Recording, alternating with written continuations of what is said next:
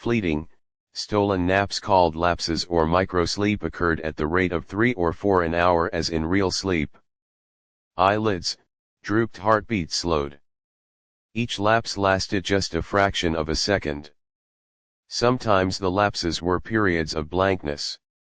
Sometimes they were filled with images, wisps of dreams. As hours of sleep loss mounted, the lapses took place more often and lasted longer, perhaps 2 or 3 seconds.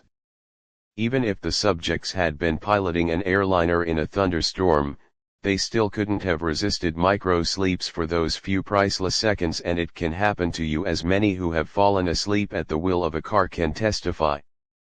Another startling effect of sleep deprivation was its attack on human memory and perception. Many sleep-deprived subjects were unable to retain information long enough to relate it to the task they were supposed to perform. They were totally befuddled in situations requiring them to hold several factors in mind and act on them as a pilot must. When he skillfully integrates wind direction, airspeed, altitude, and glide path to make a safe landing, sleep brings counsel. A young lady in Los Angeles who listens to my morning radio talks told me that she had been offered a lucrative position in New York City at twice her present salary.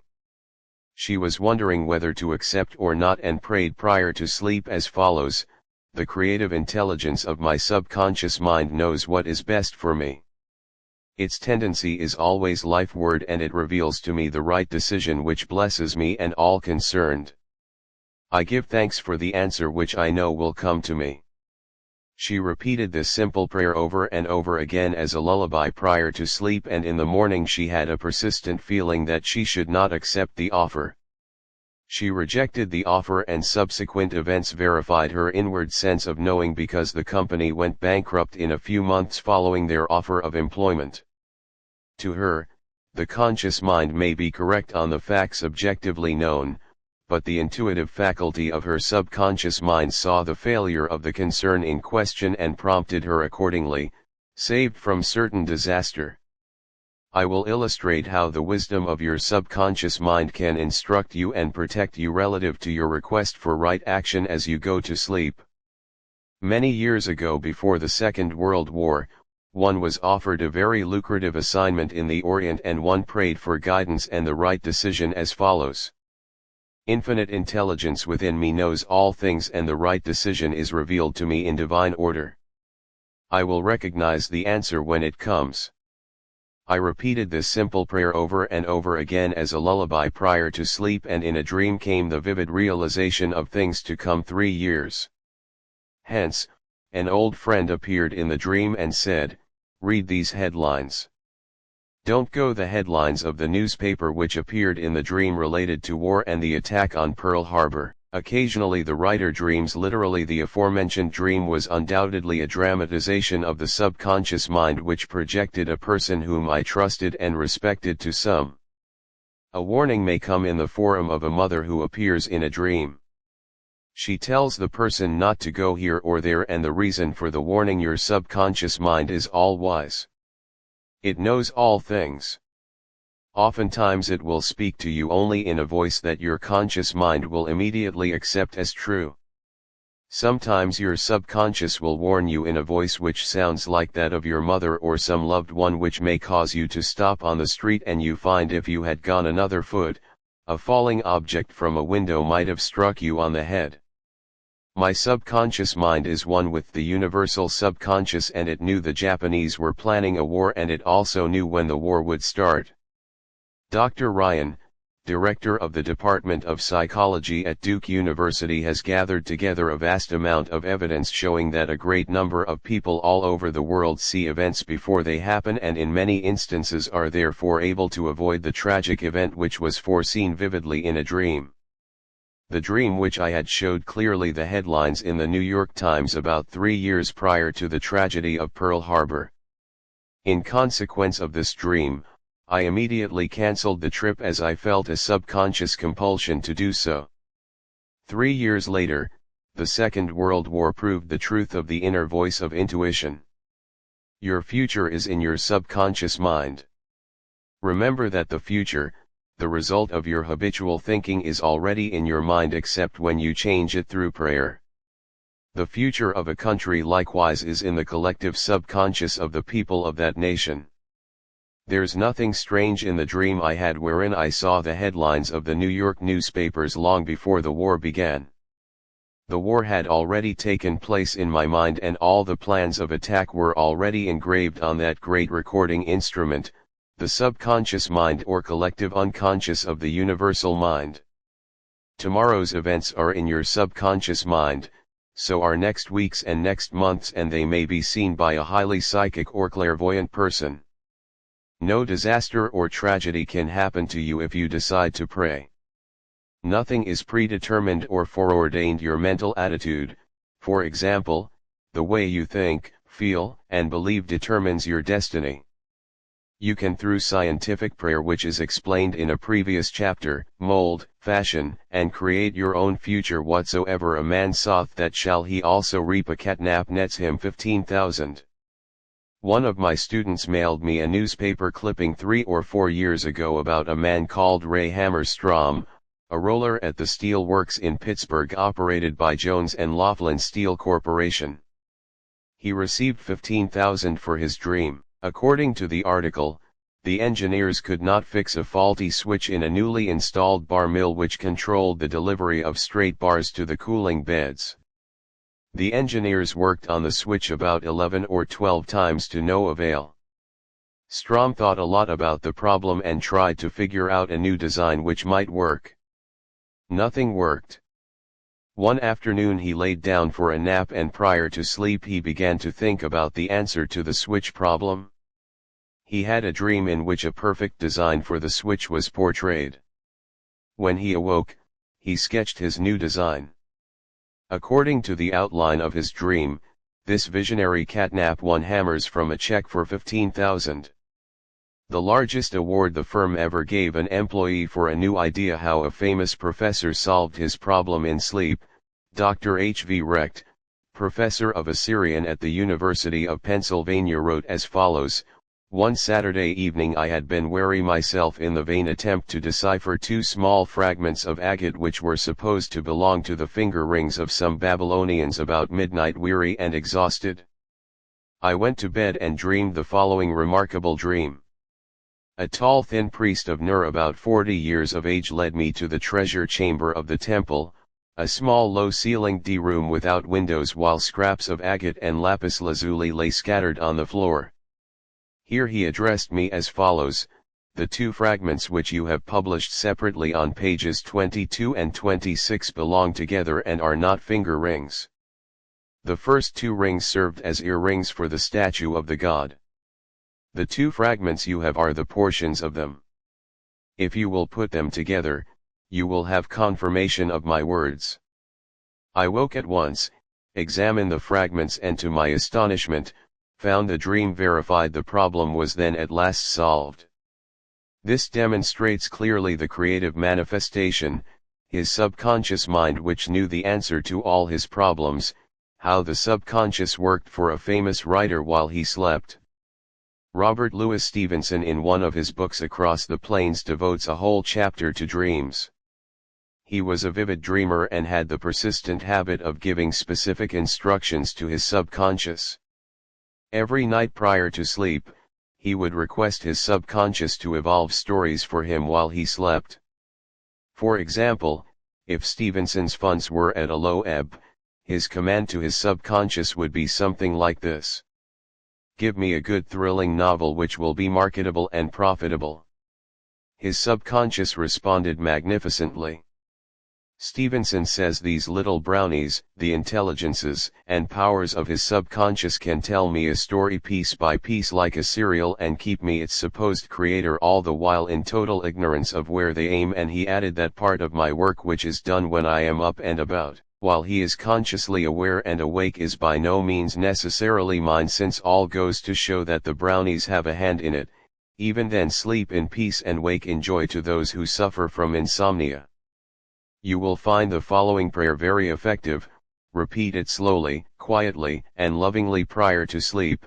My toes are relaxed, my ankles are relaxed, My abdominal muscles are relaxed. My heart and lungs are relaxed. My hands and arms are relaxed. My neck is relaxed. My brain is relaxed. My face is relaxed, my eyes are relaxed. My whole mind and body are relaxed. I fully and freely forgive everyone and I sincerely wish for them harmony, health, peace, and all the blessings of life. I am at peace. I am poised, serene and calm. I rest in security and in peace. A great stillness steals over me and a great calm quiets my whole being.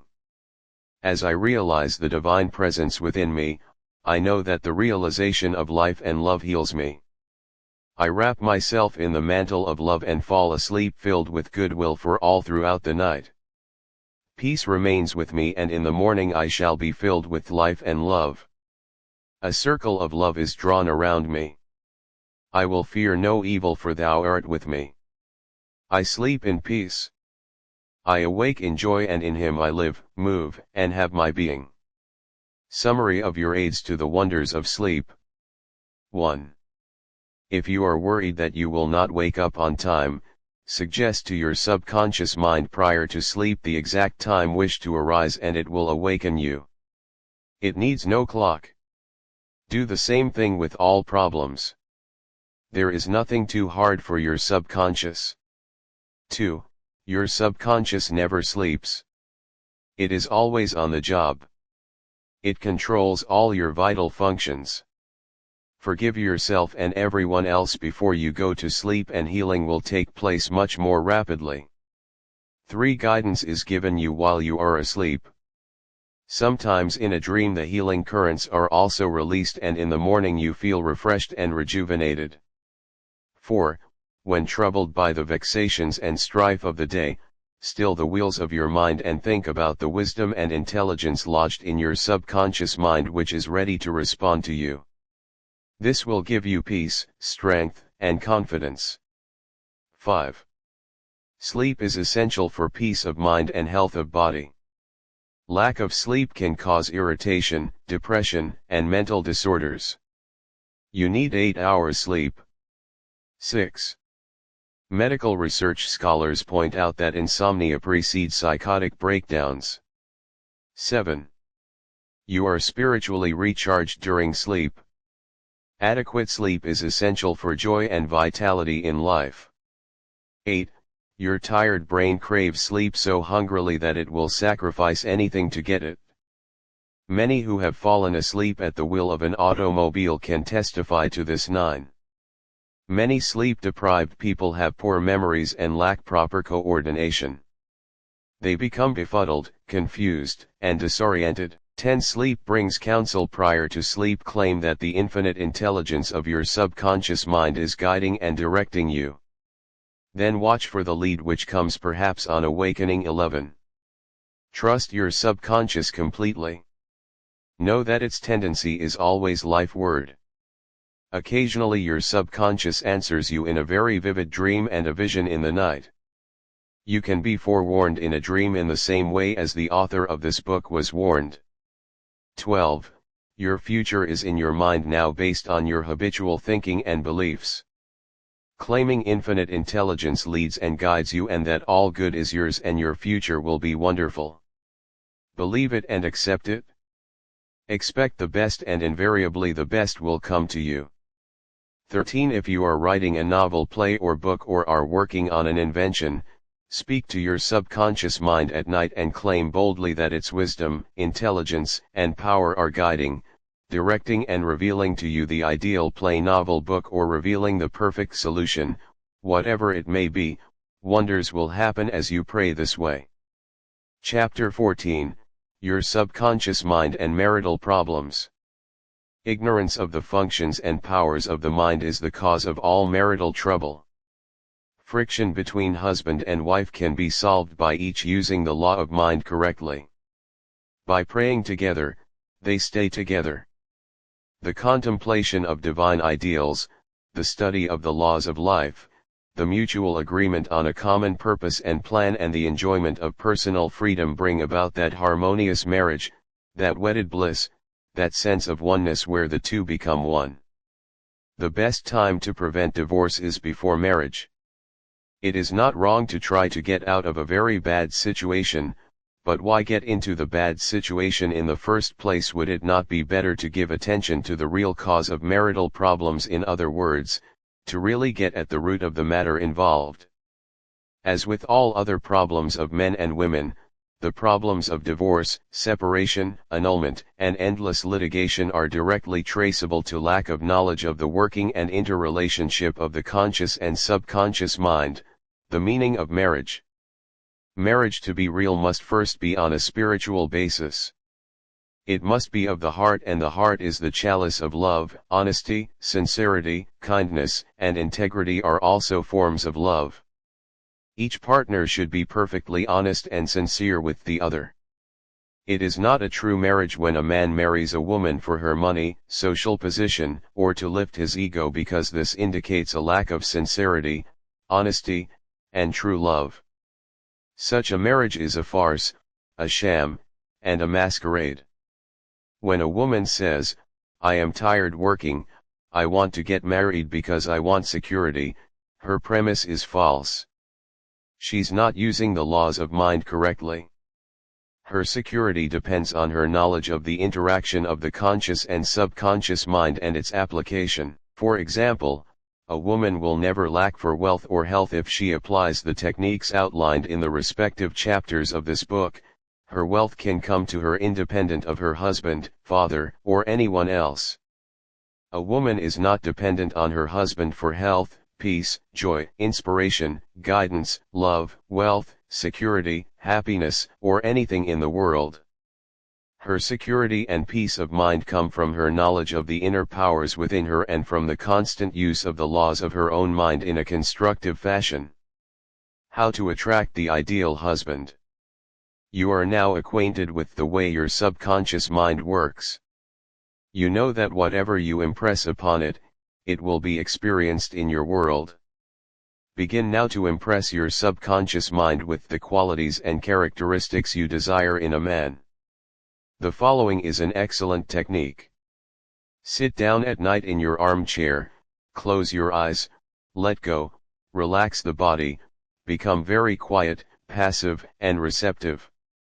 Talk to your subconscious mind and say to it, "I am now attracting a man into my experience who is honest, sincere, loyal, faithful, peaceful, happy, and prosperous. These qualities which I admire are sinking down into my subconscious mind. Now as I dwell upon these characteristics, they become a part of me and are embodied subconsciously. I know there is an irresistible law of attraction and that I attract to me a man according to my subconscious belief. I attract that which I feel to be true in my subconscious mind. I know I can contribute to his peace and happiness. He loves my ideals and I love his ideals. He does not want to make me over. Neither do I want to make him over. There is mutual love, freedom, and respect." Practice this process of impregnating your subconscious mind. Then you'll have the joy of attracting to you a man possessing the qualities and characteristics you mentally dwelt upon. Your subconscious intelligence will open up a pathway whereby both of you will meet according to the irresistible and changeless flow of your own subconscious mind. Have a keen desire to give the best that is in you of love, devotion, and cooperation. Be receptive to this gift of love which you have given to your subconscious mind. How to attract the ideal wife. Affirm as follows: "I now attract the right woman who is in complete accord with me." This is a spiritual union because it is divine love functioning through the personality of someone with whom I blend perfectly. I know I can give to this woman love, light, peace, and joy. I feel and believe I can make this woman's life full, complete, and wonderful. I now decree that she possesses the following qualities and attributes.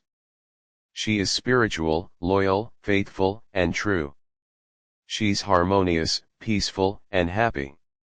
We are irresistibly attracted to each other. Only that which belongs to love, truth, and beauty can enter my experience. I accept my ideal companion now. As you think quietly and with interest on the qualities and attributes which you would admire in the companion you seek, you will build the mental equivalent into your mentality. Then the deeper currents of your subconscious mind will bring both of you together in divine order. No need for third mistake. Recently a teacher said to me, I have had 3 husbands and all 3 have been passive, submissive, and dependent on me to make all decisions and govern everything.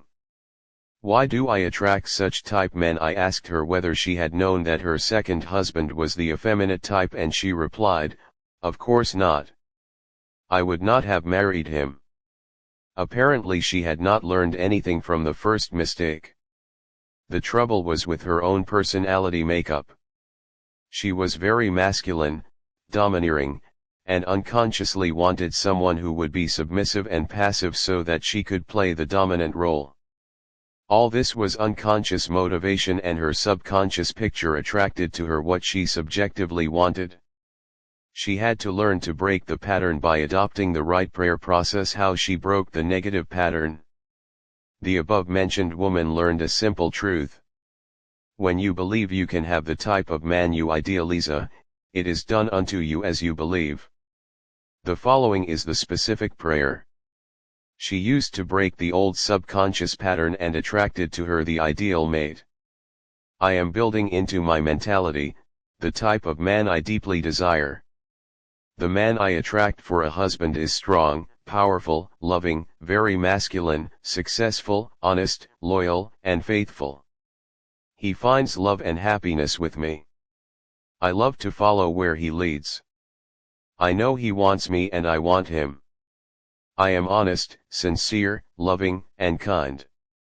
I have wonderful gifts to offer him: their goodwill, a joyous heart, and a healthy body. He offers me the same. It is mutual. I give and I receive. Divine intelligence knows where this man is, and the deeper wisdom of my subconscious mind is now bringing both of us together in its own way, and we recognize each other immediately. I release this request to my subconscious mind, which knows how to bring my request to pass. I give thanks for the perfect answer. She prayed in the above manner, night and morning, affirming these truths and knowing that through frequent occupation of the mind she would reach the mentally equivalent of that which she sought, the answer to her prayer. Several months went by. She had a great number of dates and social engagements, none of which was agreeable to her. When she was about to question, waver, doubt, and vacillate, she reminded herself that the infinite intelligence was bringing it to pass in its own way, and that there was nothing to be concerned about. Her final decree in her divorce proceedings was granted, which brought her a great sense of release and mental freedom. Shortly afterward, she went to work as a receptionist in a doctor's office. She told me that the minute she saw the physician, she knew he was the man she was praying about. Apparently he knew it too, because he proposed to her the first week she was in the office, and their subsequent marriage was ideally happy. This physician was not the passive or submissive type, but was a former football player, an outstanding athlete, and was a deeply spiritual man. Though he was completely devoid of any sectarian or denominational affiliation, she got what she prayed for because she claimed it mentally until she reached the point of saturation. In other words, she mentally and emotionally united with her idea, and it became a part of her in the same way that an apple becomes a part of her bloodstream.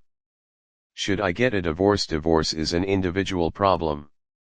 It cannot be generalized. In some cases, of course, there never should have been a marriage. In some cases, divorce is not the solution. No more so than marriage is the solution for a lonely man. Divorce may be right for one person and wrong for another. A divorced woman may be far more sincere and noble than many of her married sisters who perhaps are living a lie. For example, I once talked with a woman whose husband was a dope fiend, an ex-convict, a wife beater, and a non-provider. She had been told it was wrong to get a divorce. I explained to her that marriage is of the heart. If two hearts blend harmoniously, lovingly, and sincerely, that is the ideal marriage. The pure action of the heart is love. Following this explanation, she knew what to do. She knew in her heart that there is no divine law which compelled her to be beaten, intimidated, and beaten because someone said, "I pronounce you man and wife." If you are in doubt as to what to do, ask for guidance knowing that there is always an answer and you will receive it. Follow the lead that comes to you in the silence of your soul. It speaks to you in peace. Drifting into divorce. Recently a young couple married for only a few months were seeking a divorce. I discovered that the young man had a constant fear that his wife would leave him. He expected rejection and he believed that she would be unfaithful. These thoughts haunted his mind and became an obsession with him. His mental attitude was one of separation and suspicion. She felt unresponsive to him. It was his own feeling or atmosphere of loss and separation operating through them. This brought about a condition or action in accordance with the mental pattern behind it. There is a law of action and reaction or cause and effect. The thought is the action and the response of the subconscious mind is the reaction. His wife left home and asked for a divorce, which is what he feared and believed she would do. Divorce begins in the mind. Divorce takes place first in the mind, the legal proceedings follow. After these two young people were full of resentment, fear, suspicion, and anger. These attitudes weaken, exhaust, and debilitate the whole being. They learn that hate divides and that love unites. They began to what they had been doing with their minds. Neither one of them knew the law of mental action and they were misusing their minds and bringing on chaos and misery. These two people went back together at my suggestion and experimented with prayer therapy. They began to radiate love, peace, and goodwill to each other. Each one practiced radiating harmony, health, peace, and love to the other and they alternated in the reading of the Psalms every night. Their marriage is growing more beautiful every day. The nagging wife. Many times the reason the wife nags is because she gets no attention. Oftentimes, it is a craving for love and affection. Give your wife attention and show your appreciation, praise, and exalt all her many good points. There is also the nagging type of woman who wants to make the man conform to her particular pattern. This is about the quickest way in the world to get rid of a man. The wife and the husband must cease being scavengers, always looking at the petty faults or errors in each other. Let each give attention and praise for the constructive and wonderful qualities in the other. The brooding husband. If a man begins to brood, grows morbid against his wife because of the things she said or did, he is psychologically speaking committing adultery. One of the meanings of adultery is idolatry, for example, giving attention to or uniting mentally with that which is negative and destructive. When a man is silently resenting his wife and is full of hostility toward her, he is unfaithful. He is not faithful to his marriage vows which are to love, cherish, and honor her all the days of his life. The man who is brooding, bitter and resentful can swallow his sharp remarks, abate his anger and he can go to great lengths to be considerate, kind, and courteous. He can deftly skirt the differences through praise and mental effort. He can get out of the habit of antagonism. Then he will be able to get along better, not only with his wife but with business associates. Also assume the harmonious state and eventually you'll find peace and harmony. A great mistake is to discuss your marital problems or difficulties with neighbors and relatives. Suppose for example, a wife says to the neighbor, "John never gives me any money. He treats my mother abominably, drinks to excess and is constantly abusive and insulting." Now this wife is degrading and belittling her husband in the eyes of all the neighbors and relatives. He no longer appears as the ideal husband to them. Never discuss your marital problems with anyone except a trained counselor. Why cause numerous people to think negatively of your marriage? Moreover, as you discuss and dwell upon these shortcomings of your husband, You are actually creating these states within yourself who is thinking and feeling it. You are as you think and feel, so are you. Relatives will usually give you the wrong advice. It is usually biased and prejudiced because it is not given in an impersonal way. Any advice you receive which violates the golden rule, which is a cosmic law, is not good or sound. It is well to remember that no two human beings ever live beneath the same roof without clashes of temperament, periods of hurts and strain. Never display the unhappy side of your marriage to your friends. Keep your quarrels to yourself. Refrain from criticism and condemnation of your partner. Don't try to make your wife over. A husband must not try to make his wife over into a second edition of himself. The tactless attempt to change her in many ways is foreign to her nature. These attempts are always foolish and many times result in a dissolution of the marriage.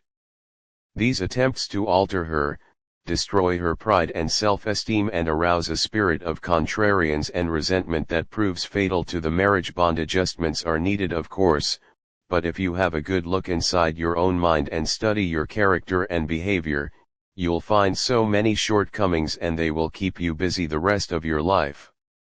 If you say, "I will make him over into what I want," you're looking for trouble in the divorce court. You're asking for misery. You will have to learn the hard way that there is no one to change but yourself. Pray together and stay together through steps in prayer. The first step: never carry over from one day to another.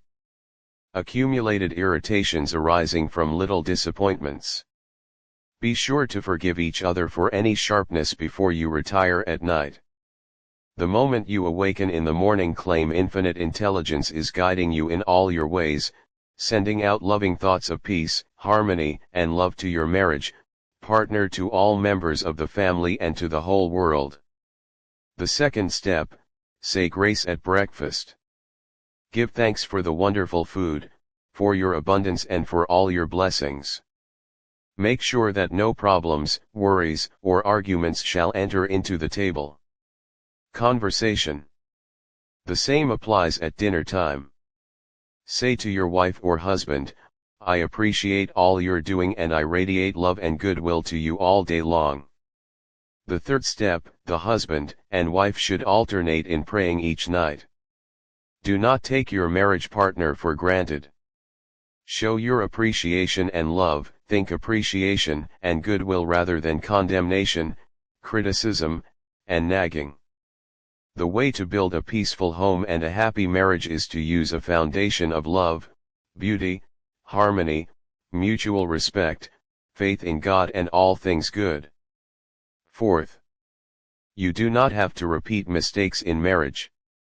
When you really believe you can have the type of man or woman you idealize, it is done unto you as you believe. To believe is to accept something as true.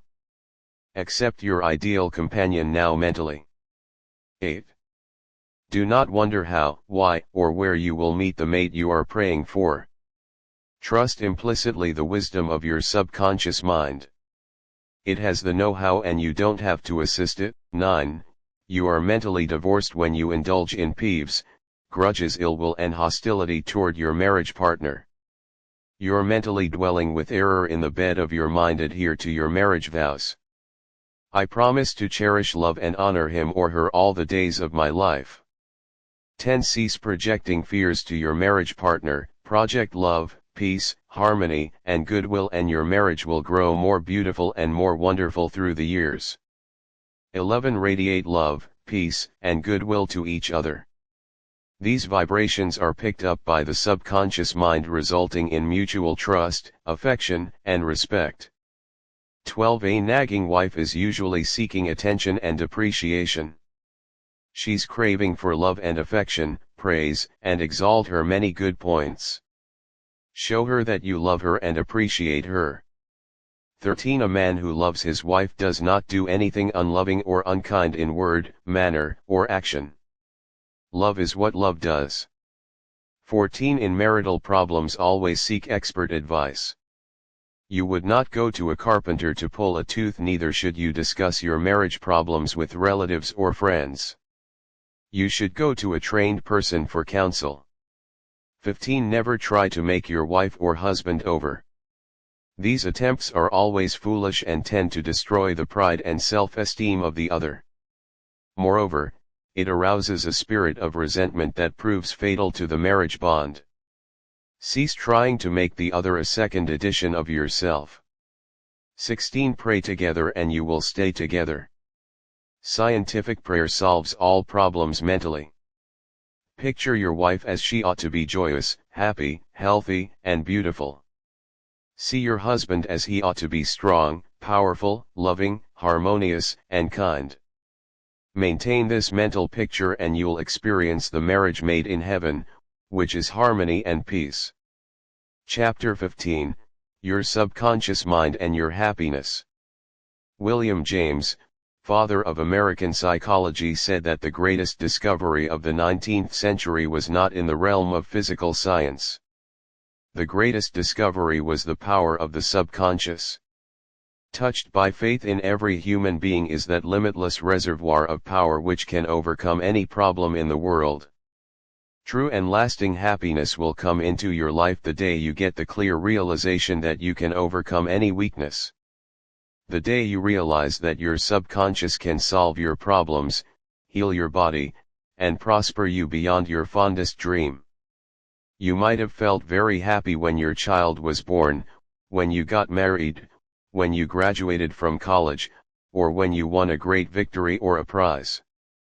You might have been very happy when you became engaged to the loveliest girl or the most handsome man. You could go on and list innumerable experiences which have made you happy. However, no matter how marvelous these experiences are, they do not give real lasting happiness. They're transitory. The book of Proverbs gives the answer: whosoever trusteth in the Lord, happy is he. When you trust in the Lord, the power and wisdom of your subconscious mind to lead, guide, govern and direct all your ways, you will become poised, serene, and relaxed as you radiate love, peace, and goodwill to all. You are really building a superstructure of happiness. For all the days of your life, you must choose happiness. Happiness is a state of mind. There is a phrase in the Bible which says, "Choose ye this day whom you will serve." You have the freedom to choose happiness. This may seem extraordinarily simple, and it is. Perhaps this is why people stumble over the way to happiness. They do not see the simplicity of the key to happiness. The great things of life are simple, dynamic, and creative. They produce well-being and happiness. St. Paul reveals to you how you can think your way into a life of dynamic power and happiness in these words. Finally, brethren, whatsoever things are true, whatsoever things are honest, whatsoever things are just, whatsoever things are pure, whatsoever things are lovely, whatsoever things are of good report, if there be any virtue and if there be any praise, think on these things. I'm definitely going to be happy all day long. Start each day in this manner, then you will be choosing happiness and you will be a radiant, joyous person. He made it a habit to be happy. A number of years ago I stayed for about a week in a farmer's house in Camira on the west coast of Ireland. He seemed to be always singing and whistling and was full of humor. I asked him the secret to his happiness and his reply was, "It is a habit of mine to be happy. Every morning when I awaken and every night before I go to sleep, I bless my family, the crops, the cattle, and I thank God for the wonderful harvest." This farmer has made a practice of this for over 40 years.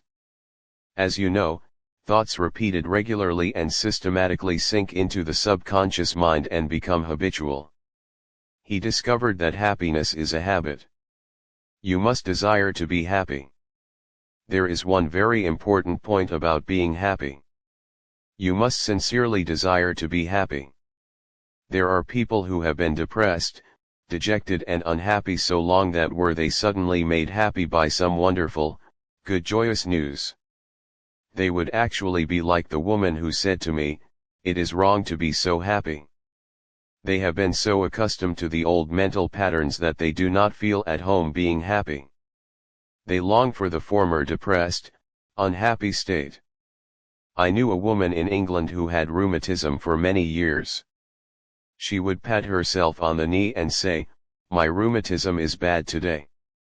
I cannot go out. My rheumatism keeps me miserable." This dear elderly lady got a lot of attention from her son, daughter, and the neighbors. She really wanted her rheumatism. She enjoyed her misery, as she called it. This woman did not really want to be happy. I suggested a curative procedure to her. I wrote down some biblical verses and told her that if she gave attention to these truths, her mental attitude would undoubtedly change and would result in her faith and confidence in being restored to health. She was not interested. There seems to be a peculiar mental morbid streak in many people whereby they seem to enjoy being miserable and sad. Why choose unhappiness? Many people choose unhappiness by entertaining these ideas. Today is a black day. Everything is going to go wrong. I'm not going to succeed. Everyone is against me. Business is bad and it is going to get worse. I'm always late. I never get the breaks he can, but I can't. If you have this attitude in mind the first thing in the morning, you will attract all these experiences to you and you will be very unhappy. Begin to realize the world you live in is determined largely by what goes on in your mind. Marcus Aurelius, the great Roman philosopher and sage, said, "A man's life is what his thoughts make of it." Emerson, America's foremost philosopher, said, "A man is what he thinks all day long." The thoughts you habitually entertain in your mind have the tendency to actualize themselves in physical conditions. Make certain you do not indulge in negative thoughts, defeatist thoughts, or unkind, depressing thoughts. Recall frequently to your mind that you can experience nothing outside your own mentality. If I had $1 million, I would be happy. I visited many men in mental institutions who were millionaires, but they insisted they were penniless and destitute. They were incarcerated because of psychotic and manic depressive tendencies. Wealth in and of itself will not make you happy. On the other hand, it is not a deterrent to happiness. Today, there are many people trying to buy happiness through the purchase of radios, television, automobiles, a home in the country, a private yacht and a swimming pool, but happiness cannot be purchased or procured. In that way, the kingdom of happiness is in your thought and feeling. Too many people have the idea that it takes something artificial to produce happiness. Some say fire elected mayor made president of the organization promoted to general manager of the corporation. I would be happy. The truth is that happiness is a mental and spiritual state. None of these positions mentioned will necessarily bequeath happiness. Your strength, joy, and happiness consist in finding out the law of divine order and right action lodged in your subconscious mind, and by applying these principles in all phases of your life, he found happiness to be the harvest of a quiet mind. Lecturing in San Francisco some years ago, I interviewed a man who was very unhappy and dejected over the way his business was going. He was the general manager. His heart was filled with resentment toward the vice president and the president of the organization. He claimed that they opposed him because of this internal strife. Business was declining. He was receiving no dividends or stock bonuses. This is how he solved his business problem the first thing in the morning. He affirmed quietly as follows: "All those working in our corporation are honest, sincere, cooperative, faithful, and full of goodwill to all. Their mental and spiritual links in the chain of this corporation's growth, welfare, and prosperity. I radiate love, peace, and goodwill in my thoughts, words, and deeds to my 2 associates and to all those in the company. The president and the vice president of our company are divinely guided in all their undertakings. The infinite intelligence of my subconscious mind makes all decisions through me. There is only right action in all our business transactions and in our relationship with each other. I send the messengers of peace, love, and goodwill before me to the office. Peace and harmony reign supreme in the minds and hearts of all those in the company, including myself. I now go forth into a new day full of faith, confidence, and trust. This business executive repeated the above meditation slowly 3 times in the morning, feeling the truth of what he affirmed. When fearful or angry thoughts came into his mind during the day, he would say to himself, "Peace, harmony and poise govern my mind at all times." As he continued disciplining his mind in this manner, all the harmful thoughts ceased to come and peace came into his mind. He reaped the harvest. Subsequently, he wrote me to the effect that at the end of about 2 weeks of reordering his mind, the president and the vice president called him into the office, praised his operations and his new constructive ideas, and remarked how fortunate they were in having him as general manager.